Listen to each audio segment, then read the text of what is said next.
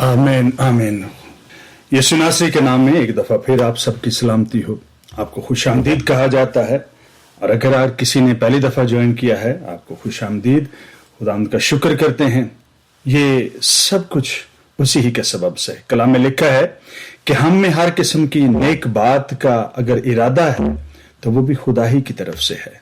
हमारी अपनी कोई काविश या कोशिश नहीं है, पर तो भी हम खुदा के शुक्रगुजार हैं उन सारी मेहरबानियों के लिए जो उसके सबब से होती रहती हैं, और हम उसकी कुदरत का हाथ उठाते हैं। आज का जो पैसेज है वो है मत्ती रसूल की मार्फत लिखी गई अंजील में से, माफ कीजिएगा, यूहन्ना की मार्फत लिखी गई अंजील के 13वें बाब की 27वीं आयत से।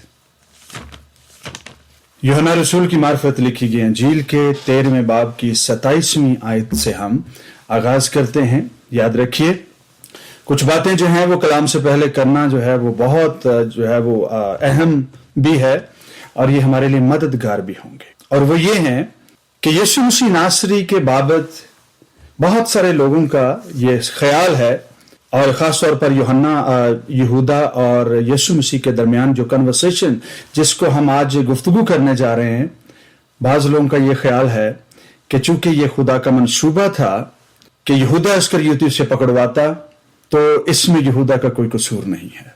ठीक है, हम इस पर जो है किसी का कसूर होने या ना होने की अदालत करने नहीं बैठे हैं, और ना ही इस सवाल को जो है इसका जवाब हम दे सकते हैं कि यहूदा इस्करियोती जो हैं आसमान की बादशाही यानी अब्दियत में खुदा के साथ उन 12 शागिर्दों के साथ तख्तों पर बैठकर क्या इसराइल के कबीलों का इंसाफ करने वालों में से होगा या नहीं होगा, ये फैसला करना भी मेरा और आपका काम नहीं है। इसलिए इस गुफ्तगू से इज्तनाब बरतें, मुबादा और खुदारा ऐसा ना हो कि जो अदालत का काम खुदा के बेटे के स्पुर्द है, खुदा के स्पुर्द है, जो उसे करना है जब वो तख्ते अदालत पर बैठेगा, किसको अजर देना है, किसको जजा देनी है, किसको सजा देनी है, ये उसके काम है।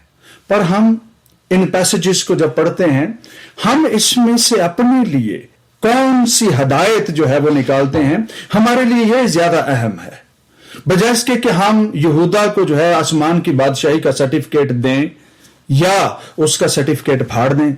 ये हमारे काम नहीं है। हम किताब मुकद्दस की बातों में से अपने लिए हदायत चूज करते हैं कि कहीं हम उस जगह पर खड़े ना हों जहां पर नादम और शर्मिंदा और मुजरिम खड़े होते हैं। हमें किसी की जजमेंट नहीं करनी है। और आज का जो हवाला है वो उसमें हम बात करेंगे थोड़ी सी कि क्या ये नबूवत है, और नबूवतें कितनी किस्म की होती हैं, और क्या ये नबूवत खुदा के इरादा की है, या फिर ये नबूवत जो है वो खुदा के उस इल्म की बाबत है जो वो मुस्तकबिल में देखता है। आइए हवाले को पढ़ते हैं, 13वां बाब और उसकी 27वीं आयत से, बल्कि अगर हम 25वीं आयत से पढ़ें तो ज्यादा अच्छा होगा। उसने उसी तरह यीशु की छाती का सहारा लेकर कहा, ए खुदावंद, वो कौन है? यीशु ने जवाब दिया कि जिसे मैं नवाला डबो कर दूंगा वही है। फिर उसने नवाला डबोया और लेकर शमून अस्करियोती के बेटे यहूदा को दे दिया, और इस नवाला के बाद शैतान उसमें समा गया। बस यीशु ने उससे कहा कि जो कुछ तो करता है जल्द कर ले। मगर जो खाना खाने बैठे थे उनमें से किसी को मालूम ना हुआ कि उसने ये उससे किस लिए कहा, क्योंकि यहूदा के पास थैली रहती थी। इसलिए बाज ने समझा कि यीशु उससे ये कहता है कि जो कुछ हमें ईद के लिए दरकार है खरीद ले, या ये कि मोहताजों को कुछ दे। बस वो नवाला लेकर फिलफौर बाहर चला गया, और रात का वक्त था।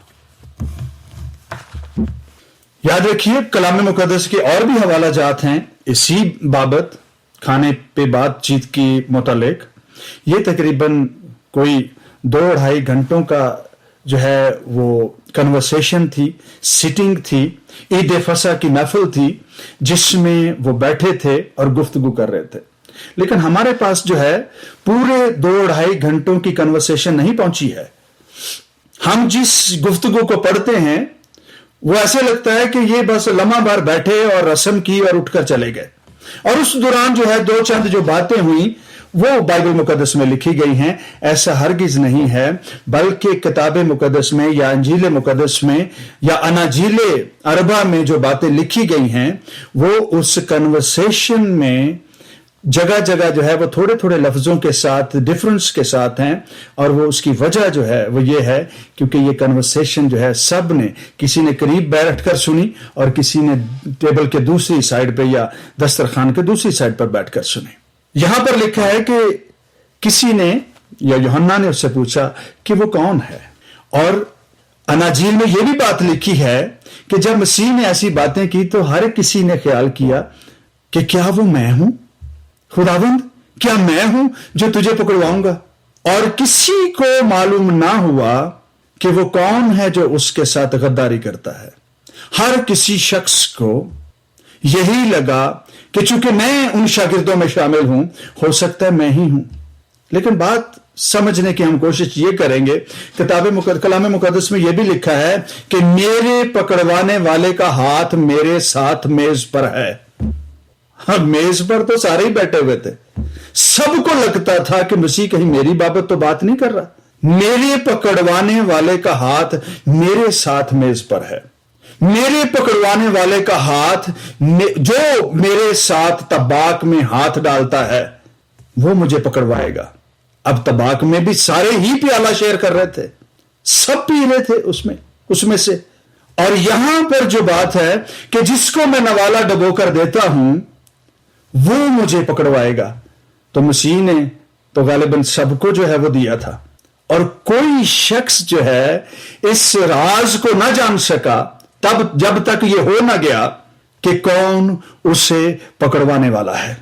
सबका हाथ मेज पर है, सब उसके साथ मिलकर खा रहे हैं, सब उसके साथ तबाक में हाथ डाल रहे हैं और सबको उसने बड़ी मोहब्बत से नवाला डबोकर दिया ताकि सब खाएं।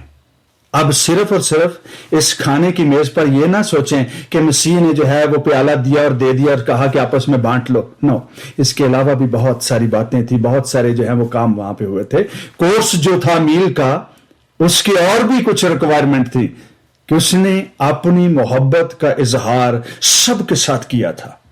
याद रखिए, पिछले 1.5 साल पहले मुझे कुछ सोमालियन नेशनल्स के साथ जो है वो काम करने का मौका मिला। तो वहां पर 2 लोग थे, दोनों फीमेल्स थी, बुजुर्ग थी। और अक्सर जब वो खाने की मेज पर बैठती तो एक दूसरी को जो है वो नवाला उसके मुंह में डालती थी। मैं बड़ा हैरान भी था, पर मेरे लिए कोई अचंभे की बात नहीं थी क्योंकि कभी कभी जो है हमारे कल्चर में भी ऐसा होता है। मां बड़ी मोहब्बत से अपने बच्चों को जो है नवाला देती है ताकि वो शेर होकर खाएं। भर भर कर जो है वो सब्जी या उनकी जो फेवरेट डिश है उसे बड़ी मोहब्बत से उनको खिलाना चाहती है।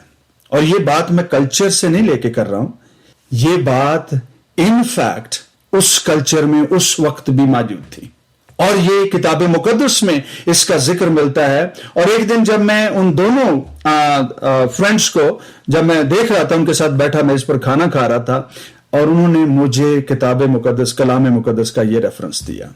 उन्होंने कहा कि यह बात सोमालिया में आम है, जिस शख्स को आप बहुत मोहब्बत करते हैं, आप जब उसके साथ खाना खाने बैठते हैं तो आप अपनी रोटी तोड़कर नवाला जो है उसके मुंह में डालते हैं।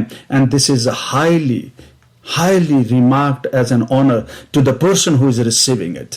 जो शख्स इसे रिसीव कर रहा होता है उसके लिए यह बड़ी इज्जत का मकाम है कि किसी ने उसके साथ मोहब्बत दिखाई है, उसे ऑनर किया है कि उसे नवाला डबो कर दिया है। यीशु मसीह ने इस बात को बायस नहीं किया था, उसने अपने सारे शागिर्दों को उसने नवाला डबो कर दिया था, उनसे मोहब्बत का इजहार किया था, अपनी रोटी उनके लिए तोड़ी थी।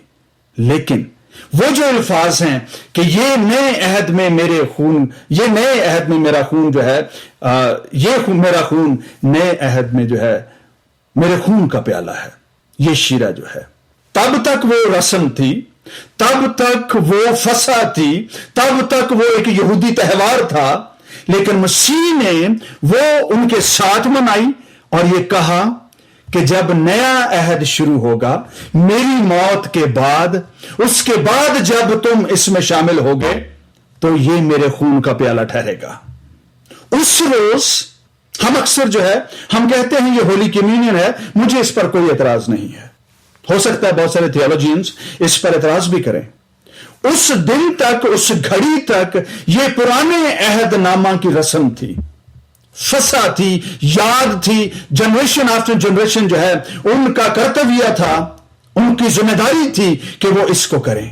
لیکن نئے عہد نامے میں جب رسول بیٹھے، انہوں نے اس کام کو کرنے کی کوشش کی تو مسیح نے ان کو پہلے سے بتا دیا کہ نئے عہد میں یہی پیالہ جو ہے، جو شیرہ ہے یا میں ہے، یہ میرے خون کا پیالہ ہوگی۔ تب تک وہ پرانے عہد نامہ کی ہولی کمیونین ہو سکتی ہے، عید فسح کی یاد ہو سکتی ہے، لیکن اس فسح کے برا کہ خون کا پیالہ جو ہے وہ اس کی موت کے بعد جو ہے وہ قرار دیا گیا۔ اس کی موت جب اس کا خون بہایا گیا، اس کے بعد ہولی کمیونین اور مقدسوں کی شراکت کے لیے مسیح کا خون اس کے بعد ٹھہرا۔ اسے بھولیے گا مت۔ ہو سکتا ہے چند اسکالرز کے درمیان آپ کبھی بیٹھے ہوں تو آپ جو ہے وہ بھولے سے کہہ دیں کہ جی وہ مسیح اور اس کے شاگرد ہولی کمیونین میں بیٹھے تھے۔ بے شک وہ ایک پاک لمحہ تھا، لیکن اسے مسیح کے خون کا پیالہ کہنے سے جو ہے ہم گریز کر سکتے ہیں یا کریں گے تاکہ کوئی شخص اعتراض نہ کرے۔ جب اس کا خون بہایا گیا، اس کے بعد جب رسولوں نے ہولی کمیونین کی یا بیٹھے اور شراکت کی تو اس وقت وہ ان کے لیے مسیح کے خون کا پیالہ ٹھہرا۔ کلام مقدس میں لکھا ہے کہ وہ شخص نوالا پا کر باہر چلا گیا، ابلیس اس میں سما گیا، اور یہ تاریکی کا وقت تھا، یہ تاریکی کا دور دورہ تھا، اور یہ تاریکی کا دور دورہ ابلیس اور یہودا اسکریوتی کے درمیان تھا۔ خدا کے نزدیک عام تاریکی کا جو ہے کوئی ایسا خاص جو ہے وہ مطلب نہیں ہے جب تک اسے روحانی معنی نہ دیے جائیں، اور جب تو اسے خاص طور پر جو ہے وہ پوائنٹ آؤٹ نہ کیا جائے کہ وہ وقت تاریکی کا تھا یا وہ وقت رات کا تھا۔ اس میں تاریکی کا دور دورہ تھا، ابلیس زوروں پر تھا، خاص طور پر یہودا اسکریوتی کی زندگی پر اس وقت تاریکی پورے طور پر قابض تھی۔ یہاں پر ہمارے لیے جو کیا سبق ہے، ہم اسے کس طرح سے دیکھتے ہیں، ہم اسے کیسے سمجھتے ہیں۔ ہم نے پچھلے کئی مہینوں پہلے ہم نے ایک سرمن کو جو ہے وہ چھیڑا تھا، اگرچہ کہ خدا کا بیٹا یسوع مسیح ناصری بھی ہمیں تعلیم دے رہا ہو، ڈائریکٹ ہم اس کے منہ کی باتیں سن رہے ہوں، اس کے باوجود بھی جب تک خدا مہربانی نہ کرے ابلیس ہمارے ذہنوں کو بند کیے رکھتا ہے۔ ہمیں سمجھ نہیں آتی کہ خدا کیا فرماتا ہے۔ ہماری انٹینشنز جو ہیں وہ ہی اس بات کو ڈٹرمن کرتی ہیں، اس کا تعین کرتی ہیں ہم کلام مقدس کو کس طرح سے سمجھتے ہیں۔ روٹی کا نوالا چاہے ڈائریکٹ جو ہے وہ خدا کے بیٹے یسوع مسیح کے ہاتھ سے نکل کر ہماری زندگی میں داخل ہو، ہمارے منہ میں داخل ہو، وہ کتنا بھی بڑا محبت کا اظہار کرے، ہماری انٹینشنز خدا کی اس برکت کو وصول یا رد کرنے کی وجہ بن جاتی ہیں۔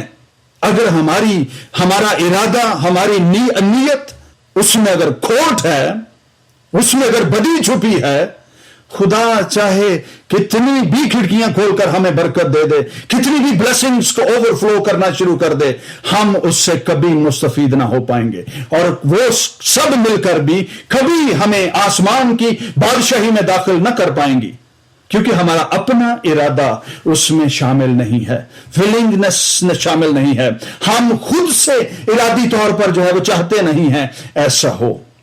کتنے ہی تھے جو یسوع مسیح سے براہ راست بغیر کسی دوسرے واسطہ کے شفائیں بھی پا رہے تھے، اس کے منہ سے کلام بھی سن رہے تھے، اس کے ساتھ بیٹھ کر کھانا بھی کھاتے تھے، لیکن اس کے باوجود بہت ساری کمزوریوں کا شکار تھے۔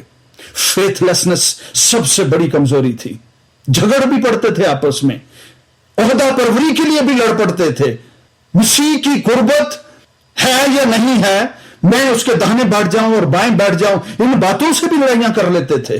لیکن میں اور آپ اگر ہماری نیت اور ارادہ اور اگر ہمارا ذہن جو ہے وہ کنگڈم مائنڈ نہیں ہے، مسیح کا سا جو ہے وہ ذہن اور خیال اور ارادہ نہیں ہے، کوئی چیز جو ہے وہ ہمیں بلس نہیں کر سکتی۔ یاد رکھیے، بہت سارے لوگ سوال کرتے ہیں جی اس میں یہودا کا قصور نہیں تھا، وہ تو انوسنٹ تھا، خدا کا ارادہ تو پورا ہونا ہی تھا۔ نبوتیں اس کے لیے جو ہے وہ اس کی طرف اشارہ کرتی ہیں۔ بے شک نبوتیں ہیں، نبوتیں بھی دو قسم کی ہوتی ہیں، نبوتیں دو قسم کی ہوتی ہیں، ہو سکتا ہے اس سے زیادہ بھی ہوں، لیکن آج جس بات پر میں آپ کا دھیان دلوانا چاہتا ہوں وہ دو ہیں، اور وہ کیا ہے؟ ایک وہ نبوت جس میں خدا کوئی منصوبہ سازی کرتا ہے، جس میں خدا اپنا منصوبہ دنیا پر ظاہر کرتا ہے، چاہے کوئی اس کو پسند کرے یا نہ کرے، خدا اس بات کو وقوع میں اور وجود میں ضرور لائے گا۔ اور اس کے ایگزامپل کے طور پر میں آپ کو اس نبوت کا حوالہ دینا چاہتا ہوں۔ یوئیل نبی کے صحیفے کے 2 باب میں کیا لکھا ہے؟ میں اپنی روح ہر فرد و بشر پر جو ہے وہ ڈالوں گا۔ اگر ضرورت پڑے تو اس حوالے میں کریکشن کر لیجئے گا، اگر 2 باب ہے تو ٹھیک، نہیں تو یوئیل نبی کے صحیفے میں لکھا ہے کہ میں آخری دنوں میں اپنی روح ہر فرد و بشر پر ڈالوں گا۔ یہ میرا منصوبہ ہے، یہ میرا ارادہ ہے، یہ میری بلیسنگز ہیں جو میں دنیا کے لیے رکھتا ہوں، اور اس منصوبے سے میں باز نہیں آؤں گا، خواہ کوئی اس کو پسند کرے یا نہ کرے۔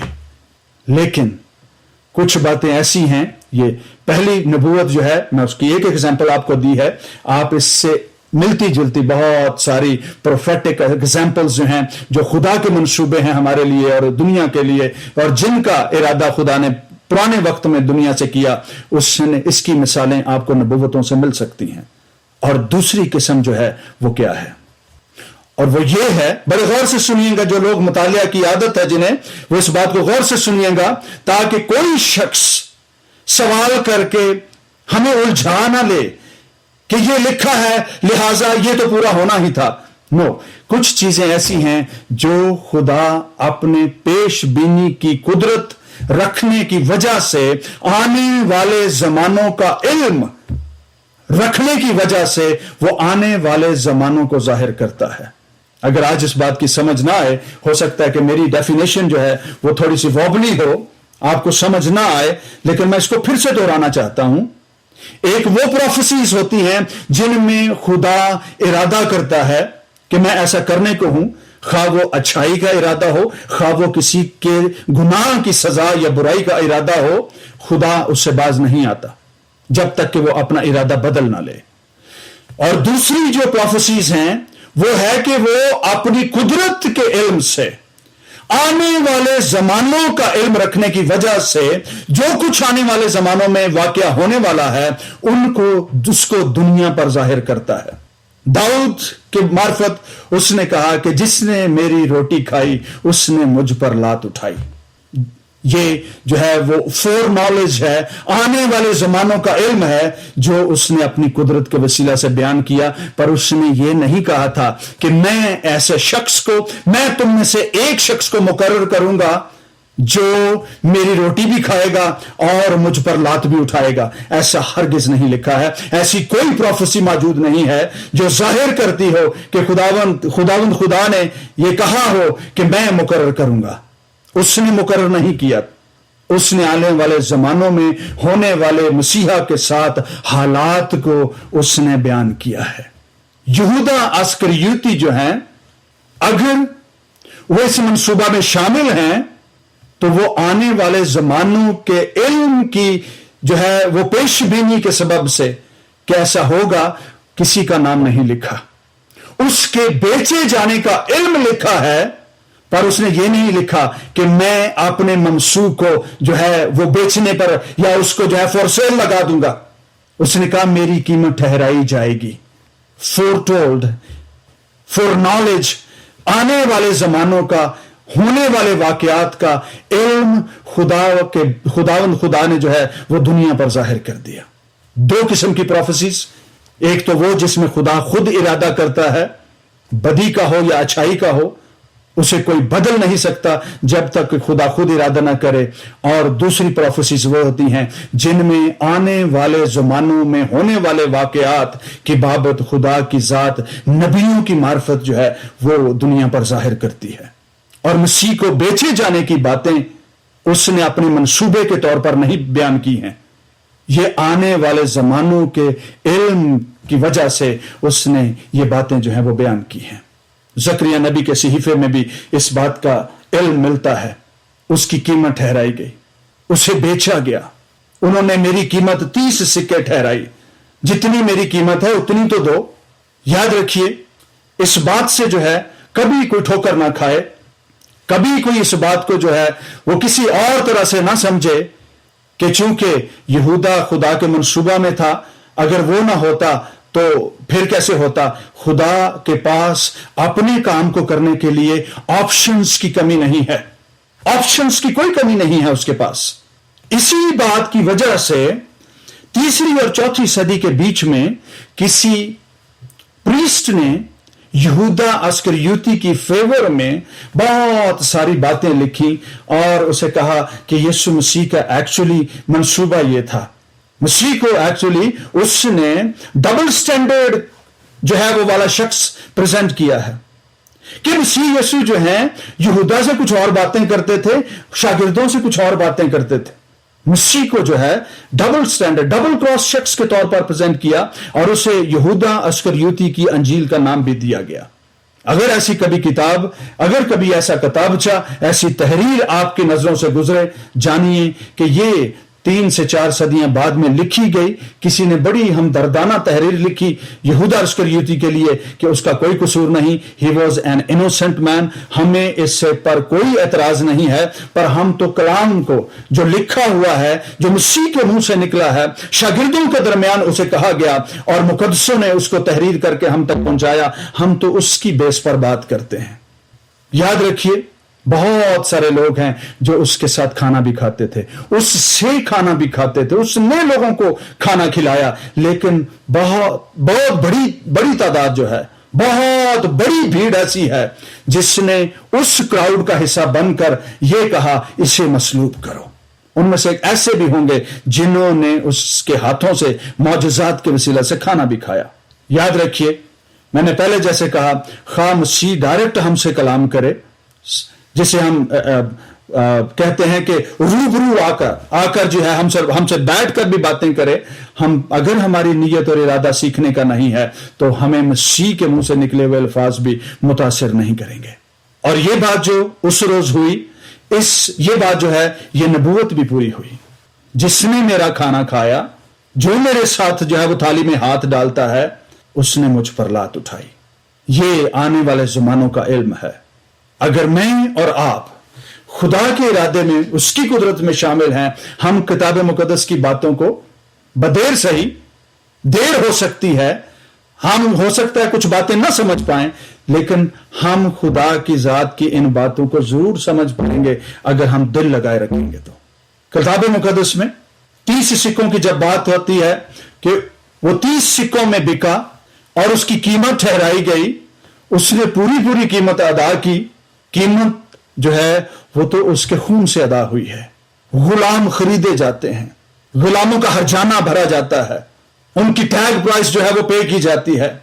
میں اور آپ اگر شریعت کی کتابوں میں دیکھیں تو وہاں پر غلام کی قیمت جو ہے وہ 30 سکے ہے. ایک جو غلام ہے اس کی قیمت, ہیلدی غلام, ایک صحت مند کام کرنے کے قابل جو شخص ہے, اس کی قیمت 30 سکے ہے. اور جب ہم ہوشیہ نبی کی کتاب کو پڑھتے ہیں, ہوشیہ کی کتاب میں اس کی بیوی کے بارے میں لکھا ہے کہ جب اس نے اسے غلامی سے رہائی دی تو اسے 15 سکوں میں خریدا. اور ہوشیہ کی بیوی جو ہے وہ بنی اسرائیل کو جو ہے وہ میٹافوریکلی علامت کے طور پر جو ہے وہ بنی اسرائیل کو وہ ظاہر کرتی ہے.